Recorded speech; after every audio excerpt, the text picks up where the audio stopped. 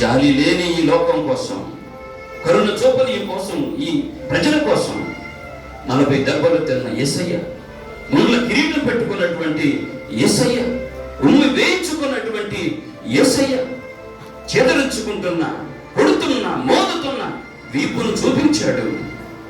అటువంటి యేసయ్య ఏమిచ్చి ఆయన రుణం తీర్చుకోగలవు నీవు నీ జీవితంలో?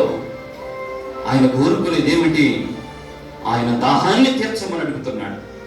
నా దాహాన్ని తీర్చండి, నాకు దాహమగుచున్నది అన్నాడు.